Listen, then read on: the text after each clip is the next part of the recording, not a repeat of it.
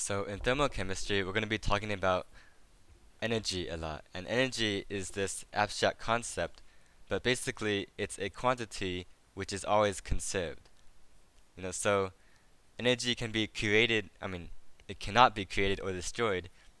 It can only be converted between different forms of energy or transferred between different objects. And this is a statement of the law of conservation of energy. So the two main types of energy are potential energy and kinetic energy. So potential energy is the energy that an object has just due to its position or composition. So say you hold a ball above the ground, it has potential energy because if you let go of the ball, then it can, fall down to the ground.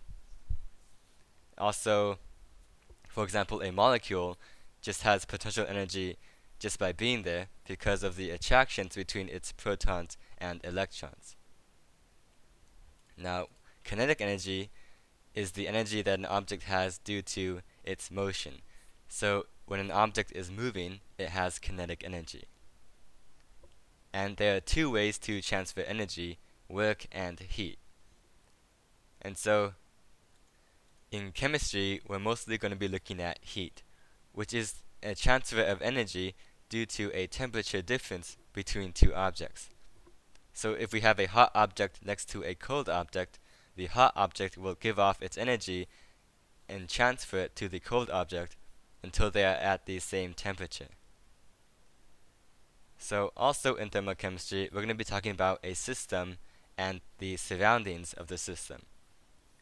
So for example, if we have a beaker with water in it, and then a chemical reaction is happening within the water, we'd say the system is the reactants and products, while the surroundings is the water and the beaker itself. So two types of chemical reactions are exothermic and endothermic. Exothermic reactions give off energy as heat. So energy leaves the system. So if we have a reaction within water, an exothermic reaction would make the water heat up because it's transferring energy from the system to the surroundings, which is the water. In an endothermic reaction, the reactants need to absorb energy from the surroundings in order for the reaction to occur. So again, if the chemical reaction is in water, the water would get colder since it's giving its energy to the system, the reactants. And so the first law of thermodynamics is just a restatement of the conservation of energy. And because of the conservation of energy, say the internal energy of a system is E. Now delta E, the change in energy, well, if the energy changes, we know it has to either be work or heat done by the system or done on the system. And that's because energy can't just pop out of nowhere. So if the energy changes, it has to be either work or heat, which transferred energy to and from the system. So the first thermodynamic property that we're going to look at is enthalpy, which is defined as the internal energy plus the pressure times the volume. Now, this doesn't really mean anything, but it turns out in many situations in chemistry, if we take delta H, which is the change in enthalpy during a reaction, then delta H is going to mean the heat, the energy gained or lost as heat. So, for a exothermic reaction, when energy is given off, then delta H will be negative, because the final enthalpy is lower than the initial because the system lost energy. Opposite, if delta H is positive, that means the reaction was endothermic because the system gained energy as the reaction occurred. Okay, so now we're going to look at how to calculate the delta H for a reaction, which is the change in energy, from an experiment. So first we need to define a property called the specific heat capacity of a substance. So the specific heat capacity is the energy required to raise the temperature of 1 gram of a substance by 1 degree Celsius. So the units of energy is joules, so the units of the specific heat capacity is joules per gram degree Celsius. So the larger the specific heat capacity of a substance, the more energy you need to produce the same change of temperature. So for example, the specific heat of water is 4.184 joules per gram degree Celsius. So that is relatively high, which means it's hard to change the temperature of water relative to a lot of other substances. And they can also give the heat capacity of a substance in other units. Sometimes they'll use kilograms or moles. So just look at the units and figure out what you need to use.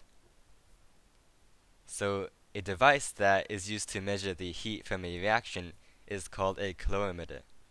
And one type is a coffee cup calorimeter, which is just a cup with water in it, and then a reaction takes place in this water.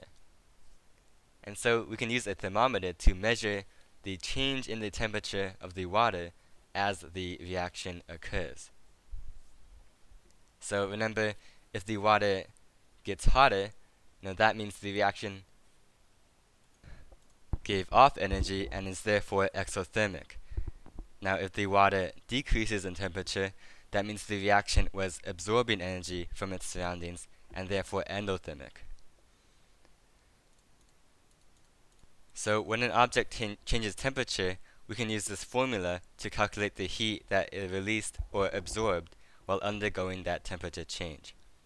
So Q, which is the heat in joules, is equal to mass times specific heat times the change in temperature.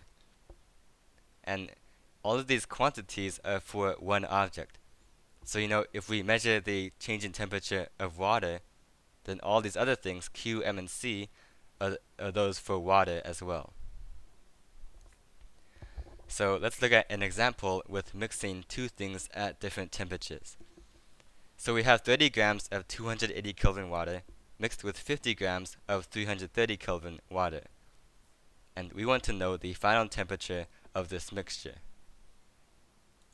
So when we mix these two waters, the hot water will release energy, and that same amount of energy released by the hot water is going to be absorbed by the cold water until they're at the same temperature. So this positive Q is going to be the heat absorbed by the cold water, since the positive Q, positive heat, means it's absorbing energy, and then that's equal to the negative Q, which is the heat given off by the hot water. So, of course, the C's, the specific heat of water, will cancel out on both sides, and then we just plug in the masses of the cold and hot water, and then for the delta T, the change in temperature, we do the final temperature minus initial temperature, and we can say that the final temperature is X, because that's what we're trying to find. And of course it's the same on both sides, since they reach the same final temperature eventually. And then after that we just solve for X, and as you'd expect, the final temperature is in between the two initial temperatures. Now another type of calorimeter is called a bomb. So a bomb is a rigid container, and then inside it you have a bowl in which the reaction takes place. And so the reaction, depending on its exothermic or endothermic, it will make the bomb, the container, either heat up or cool down. And so each bomb calorimeter has a specific, a heat capacity that is specific to that container. And the heat capacity of a bomb is given in joules per degree Celsius. So when we do this equation for a bomb, we do not factor in the mass, because the mass is already factored into the heat capacity of the bomb.